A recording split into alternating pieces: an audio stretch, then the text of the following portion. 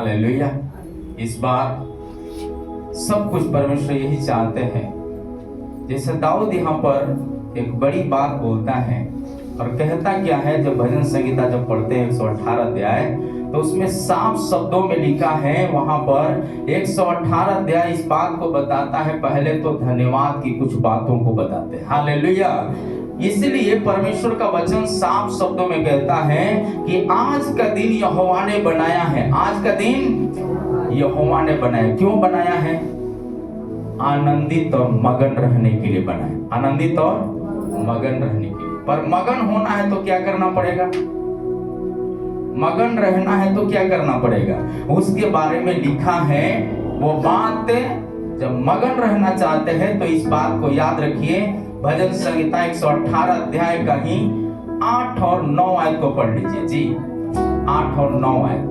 यहोवा की शरण लेनी मनुष्य पर भरोसा रखने से उत्तम है। यहोवा की शरण लेनी प्रधानों पर भी भरोसा रखने से उत्तम है। तो ये भरोसा रखने वाले का जिम्मेदारी क्या है? भरोसा रखने वाले का जिम्मेदारी के बारे में मरियम समझी। वो बात स्वर्गदूत ने उससे कहा, हे मरियम भयभीत ना हो, क्योंकि परमेश्वर का अनुग्रह तुझ पर हुआ है। आमीन हालेलुया। ये साल का अंतिम दिनों में कलीसिया से परमेश्वर कहता है, आमीन, अभी तक जो आपके जिंदगी में हुआ है, ऐसा नहीं है कि बड़ा बदलावट आपके बच्चे देखेंगे, आपका परिवार के लोग देखेंगे, आपका बिल्डिंग में होगा। हालेलुया। जो आज्ञाकारी होकर के जिएंगे।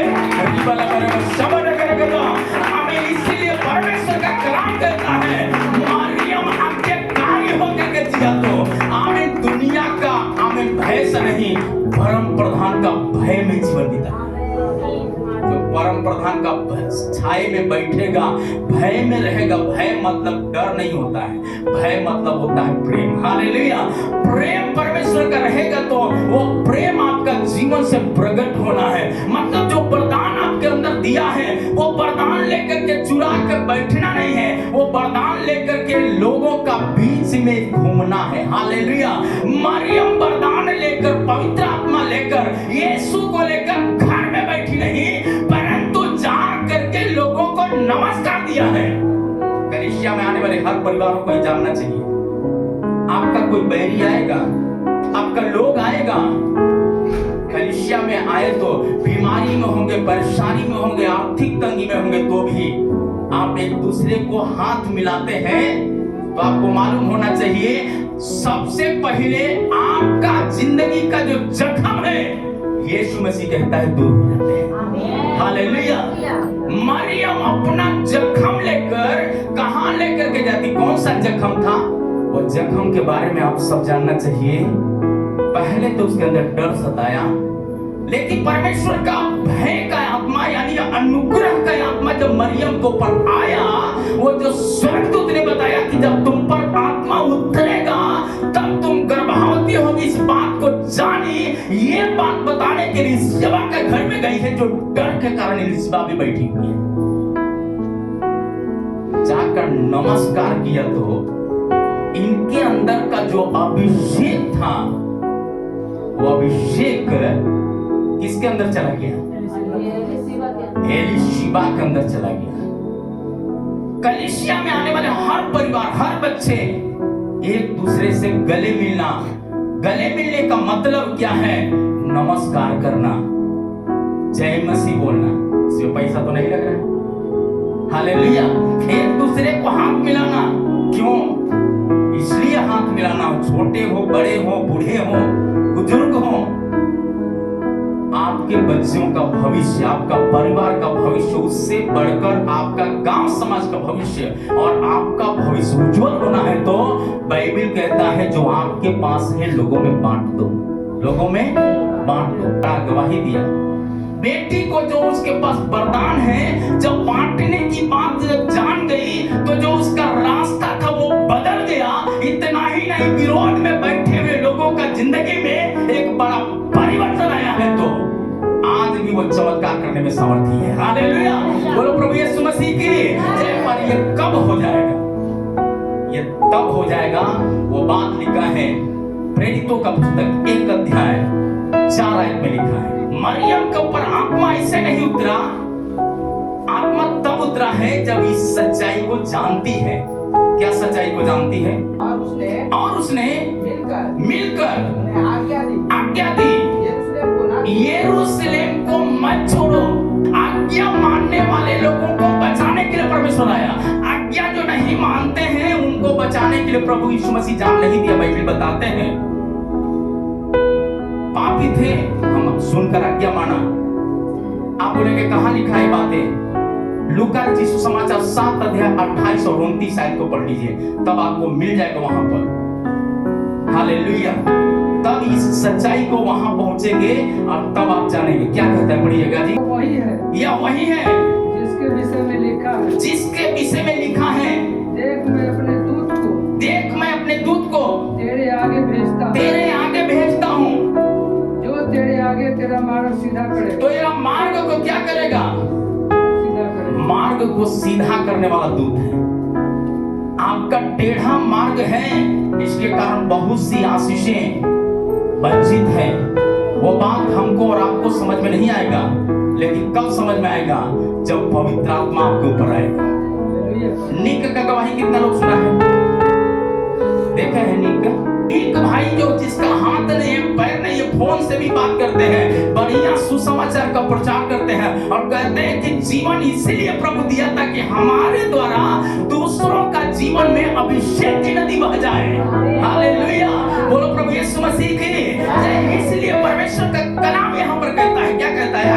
परमेश्वर को सच्चा मरियम अभिषेक जब उतरा मरियम के ऊपर, पवित्र आत्मा का छाया तुझ पर उतरेगा तब तुम गर्भवती होगी। ये मरियम जानती थी। हालेलुया, ये मरियम इलिशिबा के घर में गई तो इलिशिबा जानती है कि मेरे अंदर 6 महीना का बछड़ा लड़का उछल पड़ा है। परमेश्वर चाहते हैं आज अपने अभिषिक्तों के द्वारा लोगों में अभिषेक की नदी बहा दे।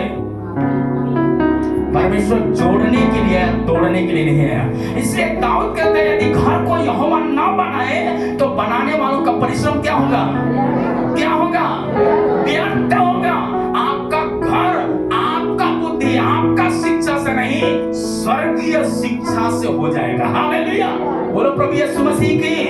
आप जब स्वर्गीय बात को मानने के लिए तैयार हैं तो परमेश्वर आपकी बात को मानकर आपके बच्चे, परिवार और आपके घर की भी सुरक्षा देने के लिए तैयार है। मरियम के अंदर अभिषेक आया, तुरंत जाकर के क्या किया है? इलिशिबा के घर में पहुंच गई है। वचन में लिखा है 7 बार ताया गया भट्टी की आग में तो भी जल नहीं पाया, उज्जवल हुआ है। आमीन, हालेलुया। मरियम ताई गई, क्या हो गया? मरियम के ऊपर अभिषेक के द्वारा इलिशिबा का कोट तो भरा है, पर मरियम के द्वारा काना शहर भी उद्धार पाया है। ये आत्मा पानी के ऊपर मंडलाता था, दुनिया को दिखाई नहीं दे रहा था। उत्पत्ति का पुस्तक, पंचग्रंथ का पुस्तक का पहला पुस्तक है उत्पत्ति का पुस्तक, उसमें मूसा कहता है इस बात को, आत्मा कहाँ मंडला था? पानी के ऊपर। बदबू नहीं था। आत्मा मंडलाएगा तो उसमें बदबू नहीं होगा। आत्मा मंडलाएगा तो सामर्थ का काम हो जाएगा, अनुग्रह का काम हो जाएगा, अभिषेक का काम हो जाएगा। हालेलुया, मछलियां, मरी हुई मछलियां भी जिंदा हो जाएगी। लाजर मरा हुआ है, मरियम के ऊपर अभिषेक जो था, मरा हुआ लाजर को कब्र में से बाहर लेकर के आया है। तो आज भी कलीसिया के द्वारा लाखों कलीसिया जिंदा होने जा रहा है।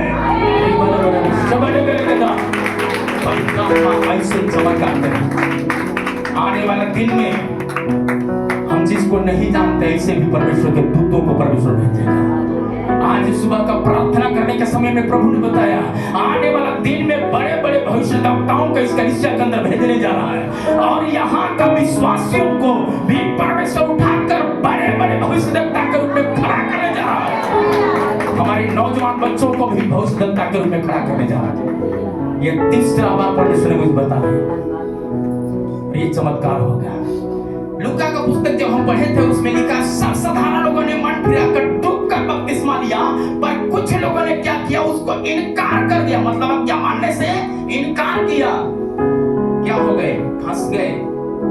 लेकिन अनपढ़ लोग, गंवार लोग, मूर्ख लोग प्रभु का राज्य का भागी बन गया, शैतान का चंगुल से छूट गया।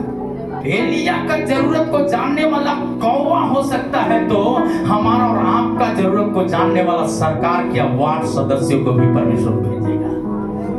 बोलो प्रभु यीशु मसीह की। क्या आप चाहते हैं कि प्रभु मेरे जरूरतों को पूरा करे? क्या चाहते हैं कि जरूरत को पूरा करे? जरूरत पूरा होना है तो पैसा नहीं है, जरूरत पूरा होना है तो दुनिया का शिक्षा नहीं, वो चाहिए, लेकिन जरूरत पूरा होना है तो दुगुना अभिषेक से भरने के लिए तैयार रहिए, आज्ञा मानने के लिए तैयार रहिए। यरूशलेम को नहीं छोड़ूंगा ऐसा करके चुनौती मतलब गिठ बांध लीजिए, बाइबल बताते हैं, तब क्या हो जाएगा, वो बात वहां पर लिखा, आगे का पुस्तक 2 अध्याय 19 जी पढ़िए। क्या अब तक बीज खाते में है, अब तक बीज खाते में है, अब तक दाखलता और अंजीर, अब तक दाखलता और अंजीर और अनार और जैतून के वृक्ष नहीं फले, वृक्ष नहीं फले, परंतु आज का दिन से मैं तुमको आशीष देता हूँ। हालेलुया। पवित्र आत्मा की नदी का शुरू से हुआ है और अंतिम समय में भी किया है।